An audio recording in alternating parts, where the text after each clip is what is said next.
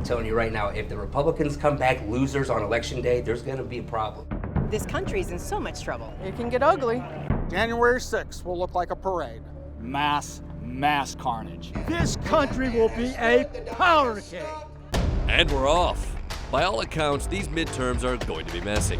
Almost 60% of the country will have a candidate on their ballot who denies the results of the last presidential election, raising the questions, are we ready to scrap the quaint notion of a peaceful transfer of power? And are we in for even more of this kind of violence? To find out, I'm heading to 3 hotbed swing states to finger the pulse on the midterms and see if America is still good with this whole democracy thing.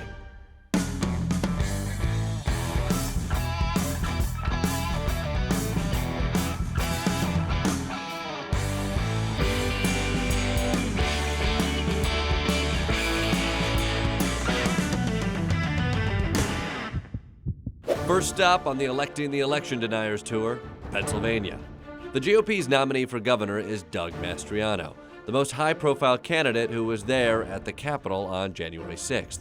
So I hit up a Mastriano rally to see if that kind of seditious gumption makes him governor material. The fact that Mastriano went to the Capitol, does that disqualify him from being your candidate? No, because everybody makes emotional mistakes. That's what happened at Calvary. A whole bunch of people got caught up, including the state, and they killed Jesus. Let he who has not been a part of an insurrection cast the first stone. There you go. I trust that man with my life. His appearance at January 6th, qualify or disqualify him? I got no comment on January 6th. A big part of his identity is based on the fact that he is somebody who went to January 6th. He spent his own money to pay for buses to get people to go to January 6th. So you're crucifying a man for going down there. The man wanted to support his president. The events had a negative connotation on our country. I came and supported him here. Mm-hmm. So, I mean, we're going to crucify me because I came here? How many cops were injured here? Were there any deaths? All right, so there's deaths and injuries everywhere. Sure. Is that what you're going with? For some, this wasn't just an event. It was a reunion. He was there on January 6th. Oh, yeah. So was I. You were there January 6th? Yes. What do you say to people who say he shouldn't have been there on January 6th? It's ridiculous. It was the most beautiful thing I ever saw. Thousands, maybe 1 million people gathered. So quiet. It was a peaceful rally. January 6th. January 6th.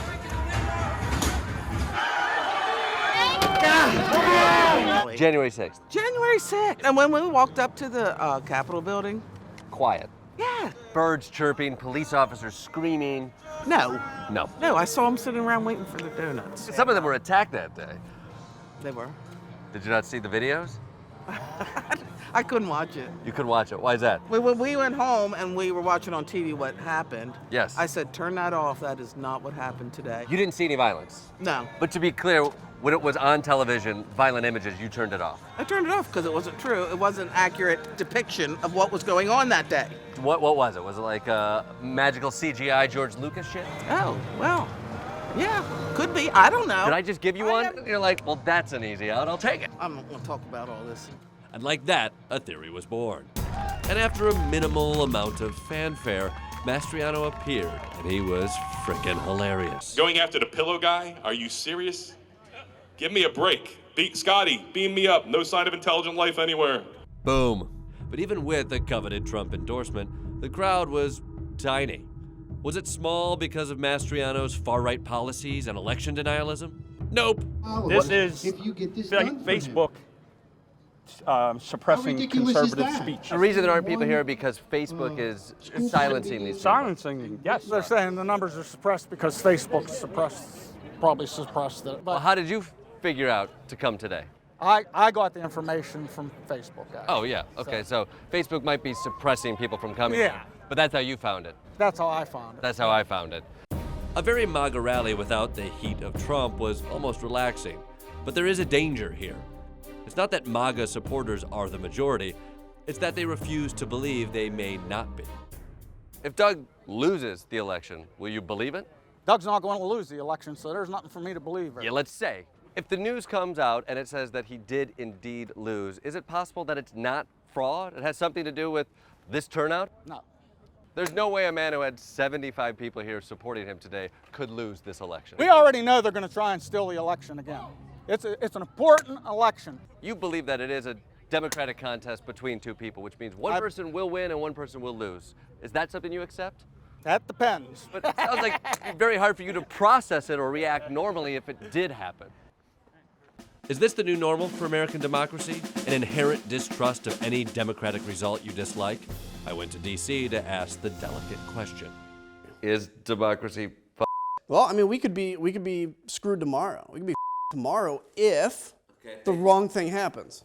Adam Kinzinger, a Republican congressman from Illinois, thinks Trump's impact on MAGA psychology is still being felt today. It used to be a very grown-up thing is to admit your weakness, right? To come out and say, I've failed at that, or I was wrong, or I'm sorry. That now is seen as a sign of weakness. Donald Trump, who is so 5 years old in his emotional intelligence, truly, he cannot accept that embarrassment. And you see that throughout both why he wanted to stay in power and his active attempts to do that after the election. Kinzinger voted to impeach Trump once and sits on the January 6th committee. And for that, he's been censured by his own party, a party he wishes would stand up to the big lie. And the problem is the counter to that could be somebody like Kevin McCarthy, but he's too much of a sissy to actually take a tough stand. And most of my colleagues are too scared to actually take a tough stand, and truly, that's why I've endorsed Democrats this year. With just a few weeks left in office, the congressman is focusing on a position most Americans don't care about: secretaries of state. In most states, they're the offices that validate the election. But right now, many of the candidates for that position are election deniers. I looked at these races and said, I've got to put my money where my mouth is. So we're really kind of rifle shot focused. Look at the Secretary of State race in Nevada, Arizona, Michigan. So this is how low it's gotten for you, Kinzinger, is that you're now endorsing other parties' Secretary of States in states that you don't live in? Yeah, I just need friends at this point, man. Yikes. You're like a month and a half away from like cutting ribbons at a Pizza Hut in Des Moines. But like the Pizza Hut that's just reopening after a kitchen fire. Yikes. Plots to steal our democracy are bad, but what about plots to steal our actual elected officials? I'm off to Michigan. With my confidence in America's ability to accept loss shaken, I decided to head to my home state of Michigan, home to lions, tigers, and election deniers, oh my. Not to mention a governor seeking re-election after avoiding a kidnapping plot. The plan, according to prosecutors, abduct the governor from her vacation home. But now Governor Whitmer faces yet another challenge, this one from Republican candidate and election denier Tudor Dixon. So I headed to Warren and introduced myself with the traditional Michigan greeting. About right here. Crawford's right there. Yep. On the thumb. You're in the thumb? On the water. Okay, I'm from Kalamazoo originally. Yeah, I'm in the thumb. We're right in the center of everything. Right there. Well, Lansing's in the center of everything. Well, not if you take the UP into consideration. Thank you very much. Real Michigander, am I f***ing right? Enough hand stuff. This is a rally for Tudor Dixon. So what do Michiganders like about Tudor Dixon? She's a Republican. That's about all I like. She's Republican? So you must be a huge Tudor Dixon fan. I don't know who that is. You're at a political rally for Michigan Yes. GOP candidates. Can you name a Michigan GOP candidate? No, but I can name Trump. Boom. So Dixon was not your first choice, Oh, no, Ryan Kelly was. but you're accepting your second choice here in the results of the electoral process up to this point. Yes. Yeah. To be honest, I'm not gonna lie. It's how I feel. That's just how the electoral process works. Sometimes the person you want to win doesn't get enough votes, and you accept it and you move on. Yes. Yes. Who do you think won the last election? Trump. Yeah. Part of what makes Michigan so interesting is the variety of creative ways the GOP worked around democracy, including fake primary ballot signatures, fake electors, and plots to hide those electors overnight in the Capitol. Still, they maintain they're about one thing. Election integrity. Election integrity. The Democrats are so good at rigging elections. Why didn't they win against Trump? They weren't good enough at it. The second time around with Biden, they perfected it. Democrats did crafty stuff like sending in fake electors. Yeah. Right? It's all unconstitutional, everything they do. Planning to sleep in the Capitol overnight to get those fake electors in. Yeah, oh, exactly. Yeah. Drain Those 'em. specifically were things that Republican GOP in Michigan did. Yeah. Is that shady? No. If you knew you got fewer votes, you wouldn't concede. No. But if you knew that you got less votes in a democratic process, that somebody else got more votes, would you concede that that person got more votes? What does conceding mean? Yeah. It means accepting loss. If you lose, would you concede? No. No. Why? So their opinion on free and fair elections is a little unclear. But what is clear is how they feel about current Michigan Governor Gretchen Whitmer. Not a Whitmer fan. Her numbers are pretty good right now. Whitmer's up Oh, 16. that's baloney. I don't believe those polls. You don't trust No. polls? If they're done by the Republicans, yeah, I trust the polls. They're telling you what you want to hear. That's correct. Then you yes, trust the yes. poll. It's important for polls not to reflect reality, but to exactly, reflect your reality. Exactly. Are you a Tudor Dixon fan? Yes. You're not a Whitmer fan? No. She's very popular right now. She got a big boost after the kidnapping threat. Yeah, but I think they hyped it up more than it was because those people are still locked up. And for what? What'd they do? They didn't do anything. They're just threatening to kidnap the governor. Yeah, anybody can say anything. Unless they do anything, then... They staked out her house and had kind of a plan. Yeah, but they didn't do anything. Right? Like, Yeah. just because I'm thinking about thwarting democracy and then meeting friends and talking about thwarting democracy Right. and putting plans in action to thwart democracy. I mean, if you're gonna plot to kidnap, I mean, why can't you? Like, if I want to, just don't do it. Just spitballing here. You got any plots you've been thinking on recently? We've all had those thoughts like, oh, I should go do this, but no one actually acts on it. Have we? All of us? I'm sure all of us have. Having those Well, thoughts is fine. What about people who like get zip ties, go into a place they're not supposed to go into with the idea of overthrowing and taking hostages? Well, I mean, you shouldn't do that, obviously. What do you think about what happened on January 6th? That was set up. That was totally You think that was set up? Why did they have zip ties? You don't know that they were going to use those zip ties for harm. What if he bought the zip ties because something on his truck was getting ready to fall off? Sure, right? You never know. I could be dressed up in camo, illegally entering the Capitol on the day they're certifying election with zip ties because I have a shitty truck. So they might not know the intentions of those with zip ties, but they're pretty sure about who pulls the strings. I found out that there is a group above the president, and they're called the Council of Foreign Relations. Who's on the council? It is the secret council. But who are they? I know. They're like, No, I don't though. I know. But no, I don't. Neither does anybody else. Those Jewish bankers, they're trying to screw us. We're swimming in that anti-Semitic land, right? You're a slave, you're a slave, you're a slave, you're all a slave. You see Republicans on one side and the devil on the other. Are we talking metaphorical devil, like, oh, they do bad stuff? No, literally, vampire drinking blood. I don't want to nitpick here, but vampires tend to be eternally youthful. And I look at Nancy Pelosi, and she's a lot of things, but I guess I don't think vampire. Somebody in her party definitely drinks blood. Wow, vampire Jewish bankers was a lot to take in. I decided to change track. Perhaps instead of politics, I could reach them the way every American reaches their family members at Thanksgiving, through sports. You're a Lions fan. I am a Lions fan. There's a lot of disappointment being a Lions fan. Especially this year. But still, as a fan of something, you want them to win. Absolutely. And then they let you down at the end. How do you deal with that heartbreak? I don't know, I just absorb it. And it hurts to lose. Don't like it, but we're right there. You gotta let that game go so you can fight the next game. I mean, it's not my whole life. If you are like, the Detroit Lions represent who I am, and they lose, you'd hold on to that and you'd deny that loss because it would be so devastating to yourself. Well, then you have to say I'm a loser. Exactly. Quick check-in here. Who do you think won the last presidential election? President Trump, no doubt. I was beginning to think that Michigan was a lost cause, but it turns out my home state is a paradise of democracy compared to the final stop on my journey, Arizona. It's no surprise that the GOP candidates here have embraced the big lie. Someone already convinced them that a place this hot can sustain human life. It's the desert, and it's really freaking hot, so I need a hat. Let's go, Brandon, President Trump, Second Amendment. Drinking team? Yeah. That's just, I'm an American, I like to drink. Not everything's about Trump. This is just about drinking in the USA. Exactly. Yeah. You know what? That has my vote. In the blazing sun, patriotism was on the march, or at least on the hoverboard. And there was another thing they were gently leaning forward and rolling away from: reality. Is he still alive, JFK Jr.? You bet. 19th president. He's the 19th president? Yes. My assumption was Joe Biden was the 46th president. Let's face it, Joe got his shot. Listen to Trump's words. What does that mean, Joe got his shot? Well, Guantanamo Bay, they shoot people that are treasonous motherfuckers, and he's a treasonous motherfucker. Who is? Joe Biden.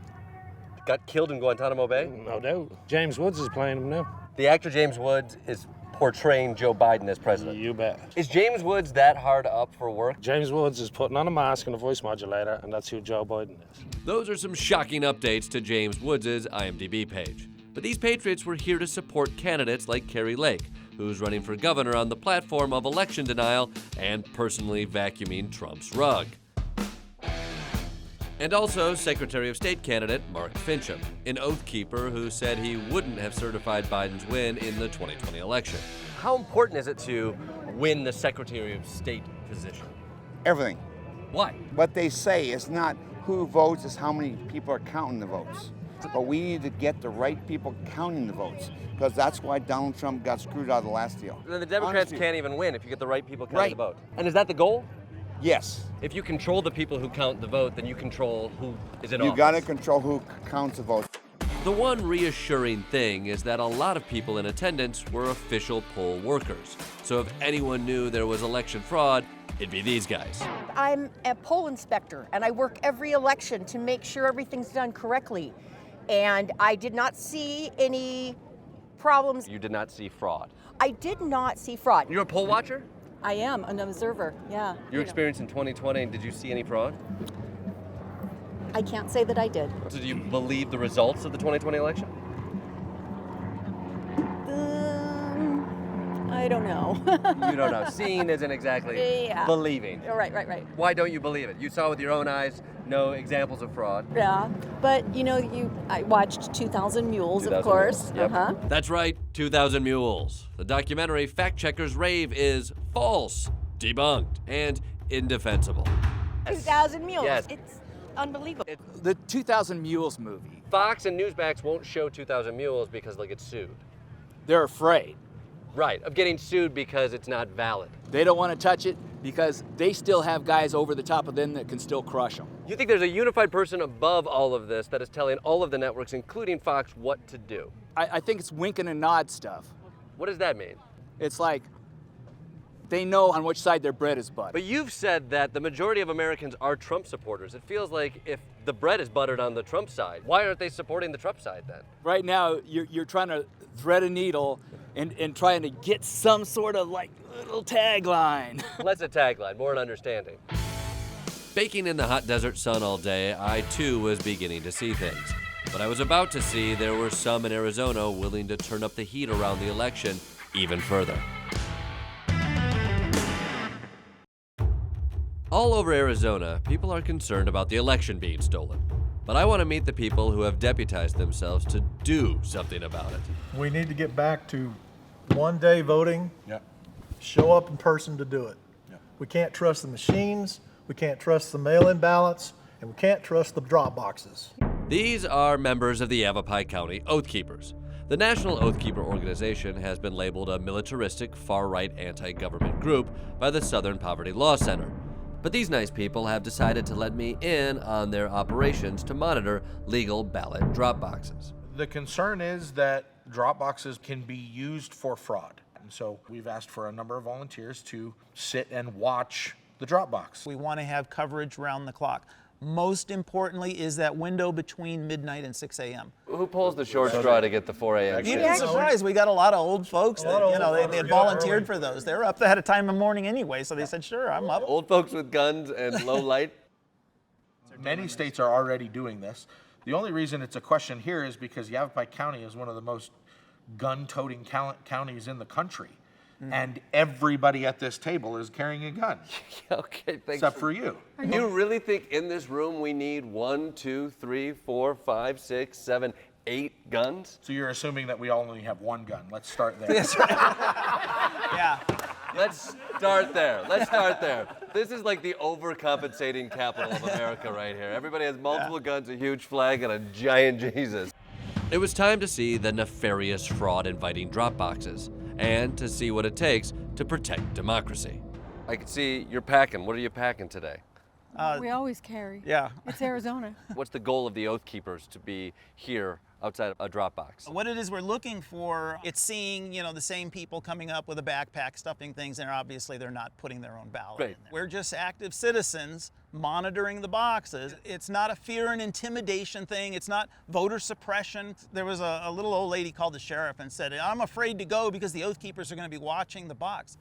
Well, what are you afraid of? I mean, Sounds like she was afraid Oath Keepers were watching the box. Yeah.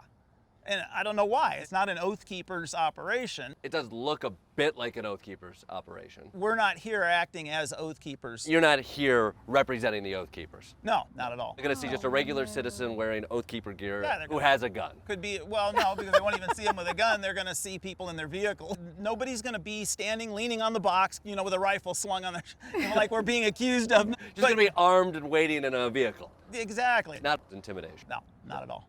And this not at all intimidating behavior has caught on. Around the state, there are reports of other armed Dropbox watchers, wearing masks, hiding their license plates, and leaving intimidating notes on people's windshields, which has me contemplating worst-case scenarios. That recent poll said 43% of Americans think it's very likely there's a civil war in the next decade. Okay, I'm going to be perfectly straight up and honest. It's going to happen much sooner than that. You're hearing this from the House of Representatives. You're hearing it from the Senate. Bill Gates himself just said recently, if there is a problem with this election, this country will go to civil war. The civil war's coming soon. How soon? Because I have an Airbnb rented in the Outer Banks. When we see things starting to move a direction, the storm clouds are moving in, we start to get ready. Okay. And that's what it's all about. Our Civil War almost destroyed our nation when it happened the first time. Heaven forbid that happens again. What's the point of saying I have these rights, I have these freedoms, if I'm not willing to fight for them? Some countries go to civil war, like in Central America, it lasts 30 years. Americans dealing with a 30-year civil war, we don't have the attention span. We barely got through Squid Game. Preparing for civil war is not new for the Oath Keepers. But what about actual members of Congress? All these play war people that like to take pictures with their guns and uniforms on Facebook, have never served a day in their life, that think a civil war will be hanging out with the boys and having a good time, you know, they're going to be the first to die because Walgreens is going to run out of their heart medicine and they're on 7 of them. How close are we to another civil war? I think we're closer than we'd like to think. And I used to be afraid to talk about it. Now I think it's important for us to talk about it. And Kinzinger thinks it would look different than the Ken Burns film they make you watch in 8th grade.